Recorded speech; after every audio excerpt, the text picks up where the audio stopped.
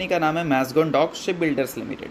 अब दोस्तों मैज़गॉन की बात करें तो इससे रिलेटेड भी कुछ बड़ी खबर हमें सुनने को मिल रही है। इनफैक्ट सिर्फ इससे रिलेटेड ही नहीं, अगर हम बात करें डिफेंस सेक्टर से रिलेटेड, तो डिफेंस सेक्टर से रिलेटेड ही बड़ी खबर है जिसमें एक सेगमेंट को हाईलाइट किया गया है और वो है नेवी वाले सेगमेंट को, यानी कि जो कंपनी इंडियन नेवी के लिए काम करती है उससे रिलेटेड ये खबर है। अब यहाँ पर खबर दोस्तों ये है कि इंडियन नेवी को मिलने वाला है 9 पावरफुल वॉरशिप इन 2025 कैलेंडर ईयर, जिसका जो टोटल कॉस्ट रहने वाला है वो 18,101 करोड़ का रहेगा। अब देखा जाए तो ये एक काफ़ी बड़ी अपडेट है। अब इस अपडेट में इम्पॉर्टेंट ये है कि कौन कौन सी कंपनी का कंट्रीब्यूशन है। तो देखो दोस्तों, ये 18,000 करोड़ का कॉन्ट्रैक्ट जो है ये बोल सकते हैं कंप्लीट होने वाला है 2025 में।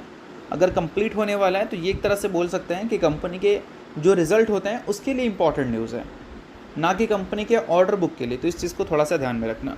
अब इसमें सबसे पहला नाम आपको देखने को मिलता है मैज़गॉन का, जिससे उम्मीद है कि 2 प्रोजेक्ट्स उनके तरफ से डिलीवर में होते हुए देखने को मिलेंगे। और ये 2 प्रोजेक्ट का जो कंबाइन वैल्यू है वो 8,000 करोड़ का है, यानी कि 8,000 करोड़ की डिलीवरीज कंपनी इसी कैलेंडर ईयर आपको करती हुई नज़र आएगी। अभी तो इस कैलेंडर ईयर के हिसाब से हम बात करें तो एक क्वार्टर ख़त्म हो गया, दूसरा क्वार्टर चल रहा है और बोल सकते हैं कि और 2 क्वार्टर हमें देखने को मिलेगा, यानी कि यहाँ से 3 क्वार्टर में देखने को मिलेगी। तो इन 3 क्वार्टर में ये 8,000 करोड़ की डिलीवरीज कंपनी आपको देती हुई नज़र आएगी। मेनली ये मैज़गॉन की बात हो रही है।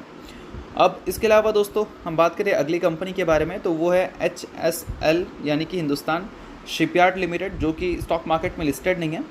इनके तरफ से भी हमें डिलीवरीज आते हुए देखने को मिलेंगे, जिसके एक वैल्यू है 2,050 करोड़ का और दूसरा वैल्यू है 2,435 करोड़ का। तो दोस्तों एक हमें देखने को मिलेगा DSV, यानी कि डाइविंग सपोर्ट वेसल्स, और दूसरा हमें देखने को मिलेगा सर्वे वेसल्स। तो डाइविंग सपोर्ट वेसल्स का जो वैल्यू है वो 2,050 करोड़ है। उसके अलावा जो एक और नंबर निकल के आता है DSV, यानी कि सर्वे वेसल्स, जिसकी जो वैल्यू निकल के आ रहा है वो 2,435 करोड़, यानी कि रफली अगर हम पकड़ें तो ये कंपनी 4,500 करोड़ के आसपास की डिलीवरीज आपको करती हुई नज़र आएगी इंडियन नेवी को। उसके अलावा दोस्तों एक और नाम देखने को मिलेगा, एक और कंपनी का नाम देखने को मिल रहा है जिसका नाम है गार्डन रिच शिप बिल्डर्स। आप सभी इसको जानते ही होंगे। तो ये भी कंपनी 3 स्वॉलो वाटर्स क्राफ्ट की डिलीवरीज आपको करती हुई नज़र आएगी, जिसका जो टोटल कॉस्ट है वो 6,311 करोड़ का है। तो ओवरऑल अगर देखा जाए तो काफ़ी सही है, अच्छे खासे कॉन्ट्रैक्ट्स कंपनी को मिल रखे हैं और उसकी एग्जीक्यूशंस की उम्मीद है इसी फाइनेंशियल ईयर। और एग्जीक्यूशंस अगर इसका हो जाता है तो हम उम्मीद कर सकते हैं कि इस फाइनेंशियल ईयर नहीं, कैलेंडर ईयर, इस कैलेंडर ईयर का जो लास्ट होगा यानी कि Q3, उसमें कंपनी के जो रिजल्ट हैं वो हमें थोड़े से रेवेन्यू के मामले में एंड प्रॉफिट के मामले में बेटर देखने को मिल सकते हैं। अब इन सारी चीज़ों के बाद दोस्तों मैज़गॉन आगे चलकर हमें ऑर्डर बुक से रिलेटेड भी अपडेट्स देती हुई नज़र आ सकती है, क्योंकि मैनेजमेंट ने ये बताया था Q4 के साथ कि वो उम्मीद कर रहे हैं कि 26 के फाइनेंशियल ईयर के एंड तक इनका जो ऑर्डर बुक है वो 1.25 लाख करोड़ को क्रॉस कर जाएगा। अभी कंपनी का ऑर्डर बुक का वैल्यू है 32,260 करोड़।